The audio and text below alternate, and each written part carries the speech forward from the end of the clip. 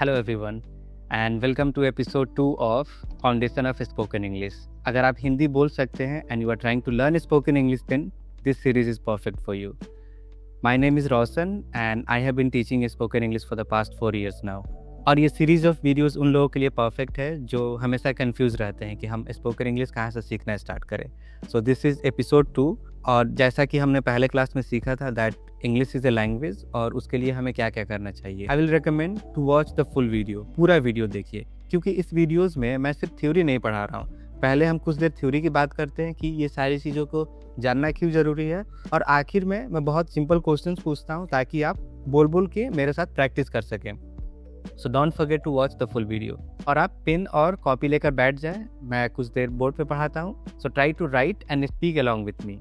A lot of people find this topic very boring.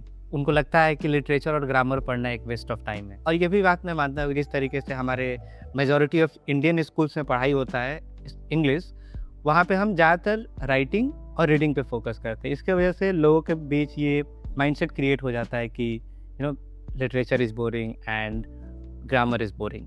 But मैं honestly काफ़ी enjoy करता हूँ लिटरेचर और ग्रामर पढ़ना और पढ़ाना भी, स्पेशली लिटरेचर। और ये हमारा सेकंड वीडियो है इस सीरीज़ का, फाउंडेशन ऑफ स्पोकन इंग्लिश। और आज मैं बात करने वाला हूँ कि कैसे हम स्कूल सिस्टम को तो चेंज नहीं कर सकते हैं, but we can use the same system to learn spoken English. तो हमारे स्कूल में इंग्लिश को कैसे पढ़ाया जाता है। We have this thing call literature, जहाँ पे हम स्टोरीज, पोअम्स और लिखना पढ़ना सीखते हैं। Then there is this part, grammar. और इन दोनों को ही मिला के हम क्या सीखते हैं, राइटिंग एंड रीडिंग। तो पहले हम इस पॉइंट पे बात करते हैं कि लिटरेचर क्या होता है और हम इसका यूज कैसे कर सकते हैं स्पोकन इंग्लिश के लिए। Now let's understand the simple definition of literature. Literature is the art of expressing thoughts and ideas through words. मतलब क्रिएटिव राइटिंग, कि हम राइटिंग के थ्रू हम किसी स्टोरी को शेयर करते हैं, उसी को लिटरेचर बोलते हैं। और मैं ये आपको इसलिए पढ़ा रहा हूँ कि आप भी थोड़ा इंटरेस्ट लेना स्टार्ट करो पढ़ने और लिखने में। So let's understand the types of literature. तो हम बेसिकली लिटरेचर को दो पार्ट में बांट देते हैं, प्रोज एंड पोएट्री। अब दोनों में डिफरेंस क्या है। प्रोज का मतलब ही होता है कि लिटरल मीनिंग, यानी कि जो लिखा रहेगा वही मीनिंग हमें मिलता है प्रोज में। तो हम सबसे ज़्यादा यूज़ डेली लाइफ में प्रोज का ही करते हैं, चाहे आप न्यूज़पेपर पढ़ो, stories, novels, fiction, non fiction, वो सारी चीज़ें प्रोज कहलाती हैं। पोएट्री का मतलब क्या हुआ, पोएम्स, जिसमें हमें मेटाफोरिकल मीनिंग मिलता है, यानी लिखा कुछ और रहता है और मीनिंग कुछ और आता है। इसीलिए पोएट्री को समझना थोड़ा डिफ़िकल्ट है, लोग इसको फील करते हैं, समझना थोड़ा डिफ़िकल्ट होता है। लिटरेचर में प्रोज ही सबसे ज़्यादा पॉपुलर है, और प्रोज ही हमें सबसे ज़्यादा हेल्प करेगा स्पीकिंग और राइटिंग में। ये कुछ ज़्यादा क्रिएटिव हो गया और ये हमारे बस की बात है, प्रोज। तो अब हम इसमें दो सबसे कॉमन चीज़ की बात करते हैं जो काफ़ी पॉपुलर भी है अभी, और लोग हमेशा कन्फ्यूज भी रहते हैं इस चीज़ को लेके। फिक्सन और नॉन फिक्सन एक तरीके का स्टोरी टेलिंग जनरा है। फिक्सन का मतलब इमेजिनरी, यानी कि कोई भी चीज़ जो इमेजिन करके लिखा जाए। For example Harry Potter, game of thrones, 3 body problem. तो ये कुछ स्टोरीज का नाम है, किताबों का नाम है जो फिक्शनल स्टोरीज है। नॉन फिक्सन का मतलब कि कोई ऐसा स्टोरी जो किसी रियल इवेंट पे बेस्ड हो। जैसे अगर कोई किताब लिखा गया हो गांधी जी पे और उनके लाइफ के बारे में लिखा जाए, तो वो नॉन फिक्सन किताब है। कोई हम हिस्टोरिकल इवेंट पढ़ रहे हैं जो उसको लिखा गया है क्रिएटिव राइटिंग के हेल्प से, तो वो नॉन फिक्सन कहलाएगा।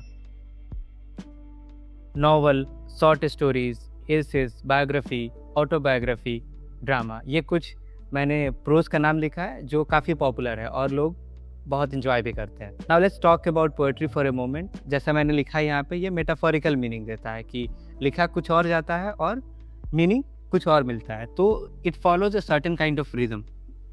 इसको लिखने के लिए एक अलग राइटिंग स्टाइल होता है, and we don't have to follow any kind of rhythm this side.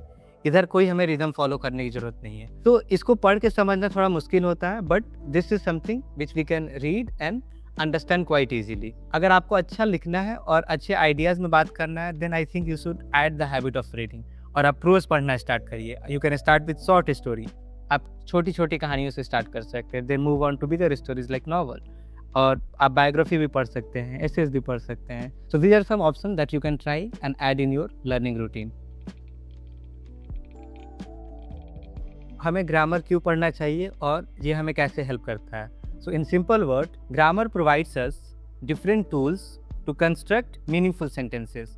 कि ग्रामर हमें अलग अलग टूल प्रोवाइड करता है जिसका यूज करके हम सही सही सेंटेंस बनाते हैं। और वो डिफरेंट टूल्स क्या हुआ, वर्ड्स। कंस्ट्रक्ट का मतलब हुआ बनाना, मीनिंगफुल सेंटेंसेस, कि हमें सही सही सेंटेंस कैसे बनाना है। तो हम वर्ड्स को अलग अलग जगह पे प्लेस करते हैं और हम क्या बनाते हैं उसको, we make sentences. And in our upcoming classes we will learn about words and sentences in detail. हम डिटेल में पढ़ेंगे कि वर्ड्स और सेंटेंसेस आखिर होता क्या है। बट आज की क्लास में आप इतना जान लो कि वर्ड्स में हम क्या पढ़ते हैं। आप जितना भी ये वर्ड सुने होंगे, नाउन, प्रोनाउन, एडजेक्टिव, वर्ब, जो 8 तरीके का लिस्ट है, उसको हम पार्ट्स ऑफ स्पीच बोलते हैं। तो हम उसको इस तरीके से सीखेंगे जो हमें स्पोकन और राइटिंग में हेल्प करेगा।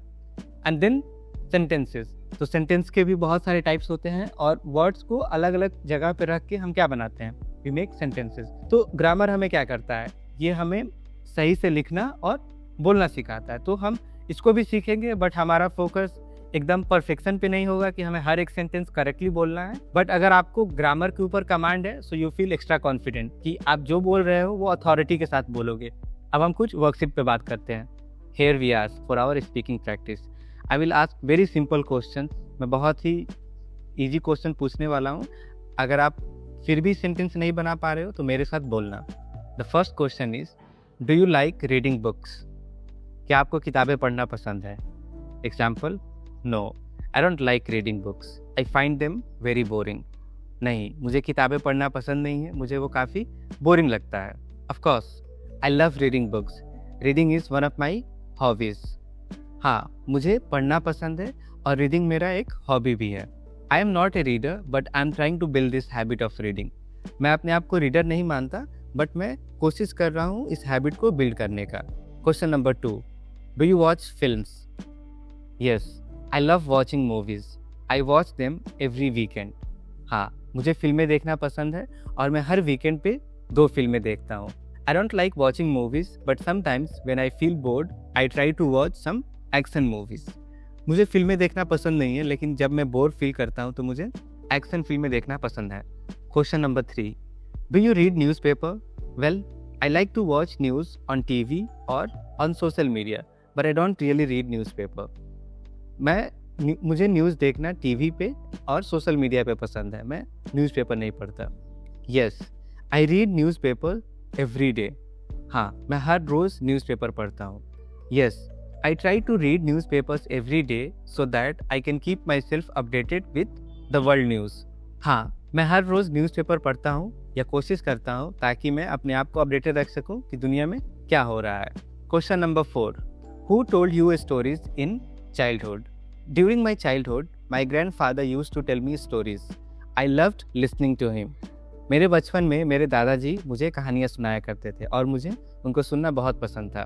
As a kid, I loved watching TV and cartoon. So, my storytellers were TV and those TV shows. मैं बचपन में काफ़ी TV shows और कार्टून देखता था, तो मेरे लिए स्टोरी टेलर TV shows और वो कार्टून shows थे। Last question. Do you watch movies in English or your native language? Majority of the time, I watch movie in Hindi and sometimes in my native language Bhojpuri. But I'm trying to build this habit of watching movies in English. मैं ज़्यादातर फिल्में हिंदी में देखता हूँ, कभी कभी भोजपुरी में, और मैं कोशिश कर रहा हूँ कि मैं इंग्लिश में फिल्में देखना स्टार्ट करूँ।